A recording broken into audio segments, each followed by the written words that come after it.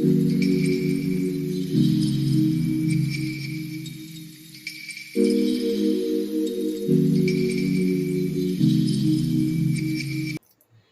guys, welcome back to the channel. If this is the first time of seeing my beautiful face, my name is Oluwafumike and you're welcome to Oluwafumike's TV.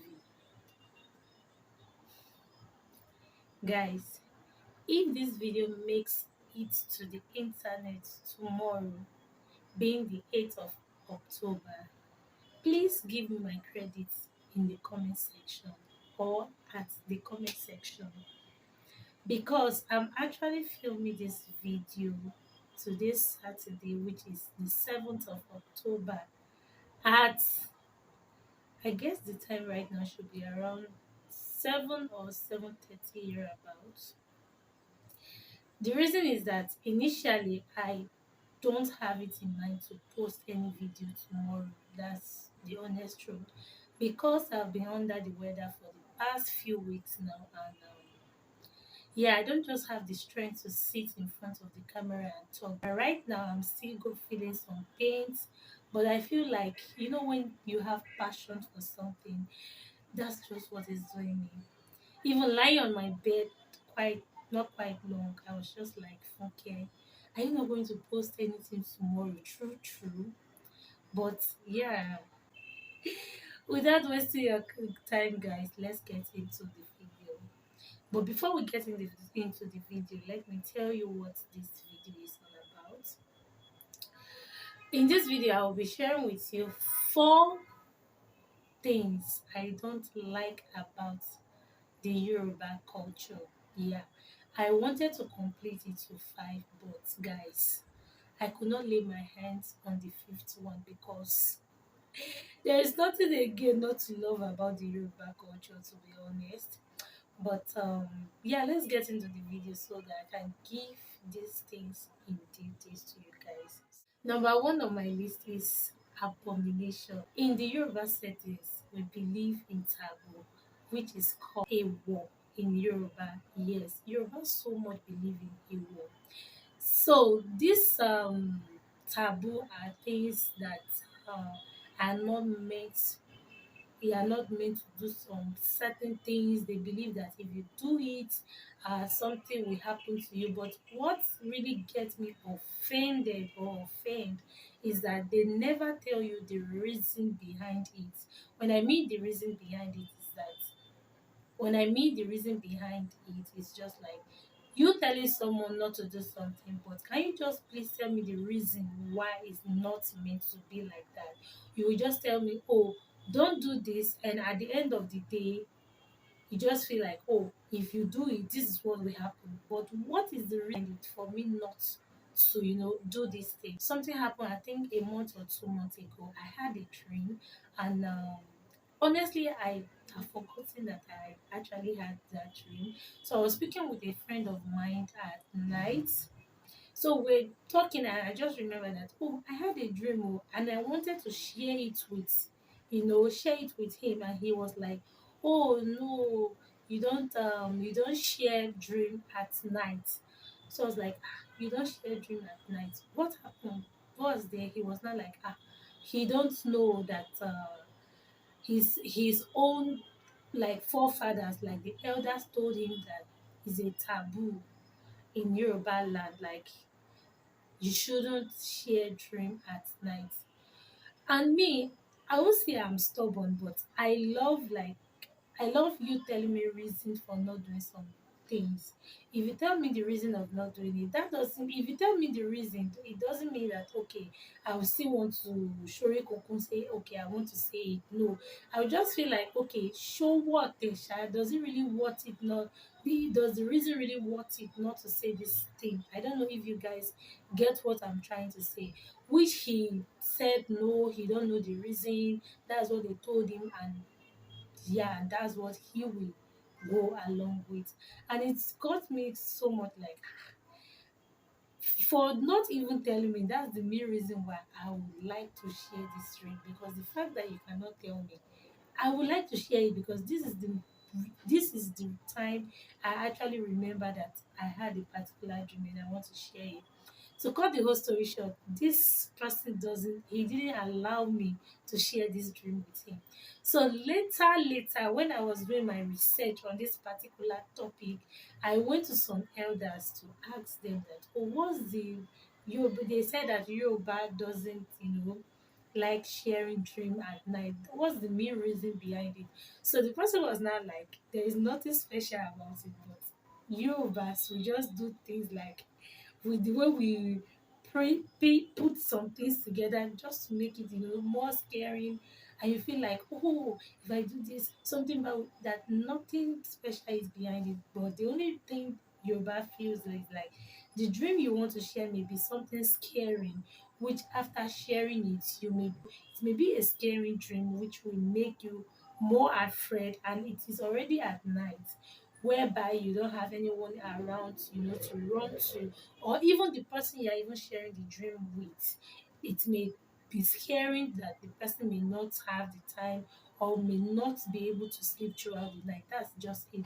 That there is nothing so special about it as they as they show it or as they tell you. I was like, "Ah, wow." And it's not anything, it's not something bad, but why are they now packaging this thing like, if you say it or something bad may just happen? Yeah, that's one thing I don't like about the Yoruba culture. There are so many taboo in Yoruba land, and I feel like each family too has their own a war.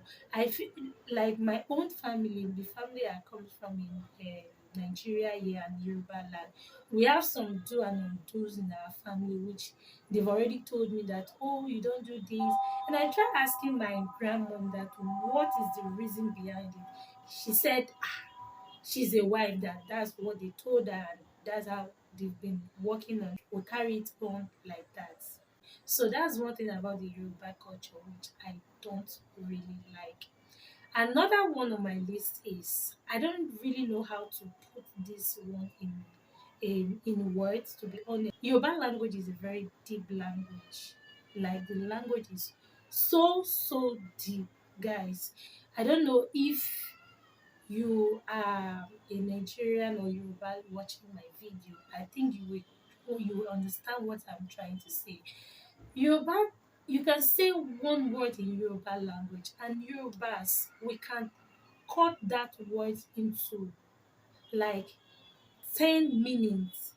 Like Yoruba will say that pẹ̀lẹ́ lákọ ó lábo. You can say epele. That epele, they can help you to frame that epele to so many like meaning that you yourself do not even put it to. I don't know if you get what I'm saying, but this is something that has happened to me before, and it do happen to me, whereby I will just say some things like a normal stuff. I don't have any second thought or mind over what I said or what I say. But another ear that is hearing me, a typical Yoruba person, can take it to 100. They can give it 100 meaning. I stays with my auntie, my dad's younger sister. So there was this fateful day where her children they are more like, they clinch on me so more that they barely like go to their mom. Whenever they see me around, they are always around me. Boy was around me, like he was just clinching, on me, and I was there using my hand to ground pepper. I don't know if you understand. Ọlá ata, mo ń lọ ata ní àárọ̀ ọjọ́ yẹn. Yes, mo ń lọ ata ní àárọ̀ ọjọ́ yẹn. So bí ọmọ yẹn ṣe wá wo mú mi, I was not like, leave this place so that grounding pepper, and this pepper may enter your eye. And the boy was, I think, going to two then. Yeah, going to two, and the boy eventually puts, mistakenly, babies now, I think the pepper touched his hand, and he put the hand to the eyes, and he started crying. From my own stuff, I will say it in Yoruba how I said it. So I now told the boy that, that's good for you. I've told you to leave this place, which in Yoruba means that bó ṣe dáa fún ẹ nìyẹn, mo ti ní pé kó kúrò lọ́dọ̀ mi. And guys, this is how my auntie took that statement up. Like, This thing is very, as I'm saying it right now, it sounds so simple, but as at then, it turned to a very big, big, would I call it argument or fight? Yeah, I would say fight. It turned to a very big fight. This turned to a fight, Sha, and which, when the elders came around, they told me that that's an insult, that I need to beg my auntie. I have no choice of that to beg her. Yoruba people are petty, so if you are a visitor coming to Yoruba land, please mind the way you are going to, talk either in English or Yoruba. They take meaning to everything you say. That's just we Yoruba. So another one on my list is Yoruba people love respect. I mentioned this in one of my videos. When we talk in our language, the way we speak with respect. In Yoruba land, a newly wedded wife is expected to call all her in-laws, especially the younger ones, with brother or brother or auntie. Yes, whenever you want to call them. See, Yoruba go as far as if a child is born and you get married to the family at least maybe 3 months after a child is born, you are expected to, give a respect to that child, like the 3 months old baby.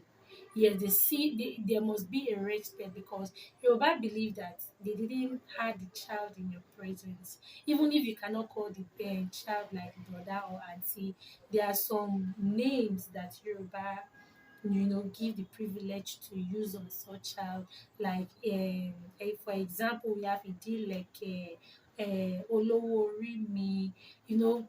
So I don't know the meaning of those names in English. I don't know how to explain it in English, but it just show respect. Yes, no matter how small the child is, when you get married to a particular family, you have to show respect to that child, which for me, I won't say I don't find any meaning, but it's just a baby, for crying out loud.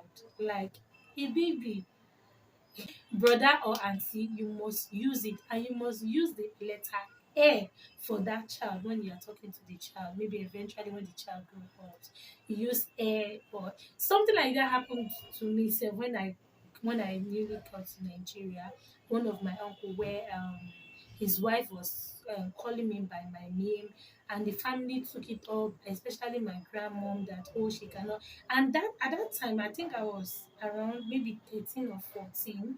My grandmom took it up that no. And as for me, I didn't find any meaning in it, to be honest. I told my grandmom that there's no meaning in it. I'm way, way younger than this woman. So she came to marry my uncle doesn't mean that she should be using Auntie Funke or Air for me. They said no, that's our culture. She needs to do it. And guys, trust me, this woman, she's doing it. That's what I would say. She's doing it today. So that's just how the culture is. So another one on my list, and I think this is the last one, is child naming in Nigeria or in Yoruba land. Yorubas believe that when a child is born, his biological father of the child is not only the father of that child. I don't know if you guys get the frame I used there. Is not only the biological father, is the father of that child. Every extended family are they are father to that child. So it's expected for everybody in that family to name the child, most especially the grandparents, from the father, from the husband side, and from the wife side. They are entitled to name the child. Then the brothers, either young or elder, they are expected to name the child. And please, if you meet any Yoruba girl or boy outside and you ask for their name, they are giving you like 10 to 16 names. Please don't be surprised. That's their name.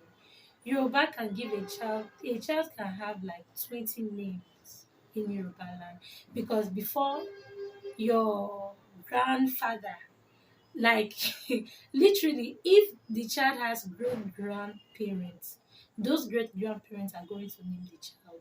Which for me, I will I say I don't see sense in it, but like why will you give a child like 10 names? Like how many of those names do you want to be calling the child? It may make sense to you, but for me, these things I mentioned, I don't see any like paparazzi, like the way they are carrying it, like the way they are carrying it as a culture. I don't see any. If I have my child, I can just decide to my husband. I and my husband can just name the child, and that's okay. Why my mom, my dad, my husband's mom, his dad, his grandparent have to name the child? Even in Yoruba land, your neighbors will name your child because they will tell you that we're the one that was there when you had the child. And another thing Yoruba do is that they name a child surrounding the circumstances that comes with the childbirth. Like for example, my own they call me Yabo, which I tell my grandparents not to call me, not because of the meaning, but my name is okay now. Oluwafumike Makin. It's okay. Like, but the meaning of that Iyabo is that my, according to them, they said my dad, grandmom died. Like, I think maybe months before they had me. So they believe that, oh, the grandmom that died, she was the one who came back and they named me Iyabo. Why must you call me Iyabo self? Like, Mama Tiwa, want to lo ayé tiwọn, want to lọ. This is Oluwafunike. This is me. I'm not Mama again. Do you see what I'm saying? And my grandmom, trust me, even my mom herself love this name so much that whenever we're on the phone, she call me, oh, Iyabo Day. I will just be like, mommy, please, can you just stop? Like, don't call me this name. I don't like it. Okay, so these are just the four things I don't like about the Yoruba culture. If you have anything you would like to share, any Yoruba culture that you don't like, you can please drop it at the comment section and let's have like a chat at the comment section. Thank you guys for watching, and please, if you haven't subscribed, please consider to subscribe. As at this morning when I check, I have like 62 subscribers, and this is like 3 months now. Is it up to 3 months? Yeah, July, August, September. Going to 4 months. Wow, it's already 4 months I started YouTube. Jesus is Lord. Hallelujah. 4 months. Guys, 4 months of creating content, and I have just 62 subscribers. Guys, please support me. Please subscribe to my channel. I think I'll beg you. Like, comment, and share my video. Thank you. See you next time. Bye.